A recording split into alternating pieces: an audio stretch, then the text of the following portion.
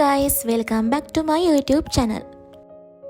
මේ vlog එකේ තියෙන්නේ මේ දවස්වල මගේ දවස කෙවුණු විදිහ. ඒ වගේම තමයි මම අම්මත් එක්ක එකතු වෙලා හදපු රසම රස කෑමක් ගැනත් මේ vlog එකේ තියෙනවා. මේ දවස්වල ඩෙන්ගු හින්දා අපි කැම්පස් එක වහලානේ. ඉතින් මම ඉන්නේ ගෙදර. කම්මැලිකමට මම ගියා අපේ අම්මත් එක්ක කැෆේ එකකට ජූස් එකක් බොන්න.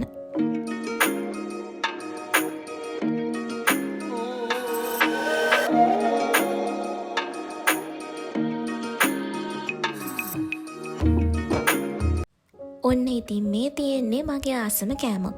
මේ දවස්වල දූරියන් හැදෙන කාලෙනේ. ඒ වුණාට අපේ අක්කගේ බබාගෙන් මේවා බේරගන්න පුදුම කට්ටක් කෑවේ.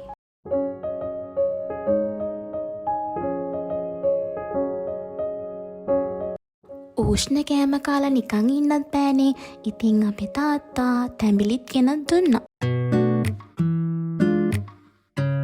ඉතින් ළමයි මේ දවස්වල අපිට නිමාඩු කිව්වට නිමාඩුවෙන් පස්සේ තියෙන්නේ අපේ එන්ඩ් එක්සෑම් එක. ඉතින් මේ දවස්වල කැඩකි හිටියට පාඩම් කරන්නත් ඕනේ.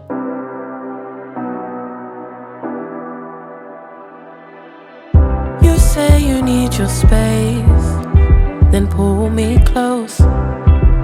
I read your silence louder than most. One day you're warm, the next day you're cold. Got me second guessing what I already know. I give you love, but you ration yours. You open up just to close the door. I stay up late trying to read your mind. I can't read your mind, but your love got rules that change all the time. Why are you always halfway in? Got me drowning when I know I could swim. මම video එකේ මුලදී කිව්වනේ රසම රස කෑමක් හදනවා කියලා. එන්නකෝ අපි ඒක හදන්න යමු. මම ඉතින් අම්මත් එක්ක එකතු වෙලා හැදුවේ ඔයාලා හැමෝම දන්න හැලප.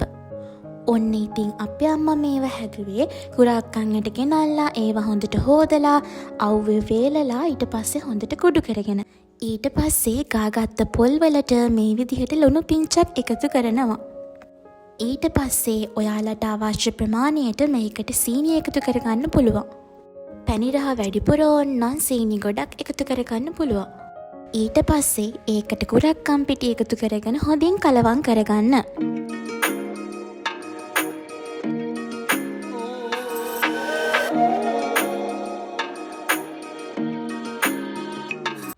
ඊට පස්සේ කැන්දකොළ අරගෙන පුංචි බෝල හදලා ඒව කැන්දකොළේ උඩින් තියලා මෙන්න මේ විදිහට හොඳින් වඩා ගන්න ඕනේ.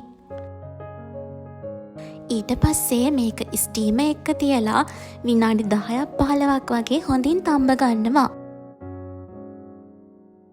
මේ තියෙන්නේ තැඹුණාට පස්සේ මුළු ගෙදරම හරිම සුවඳයි.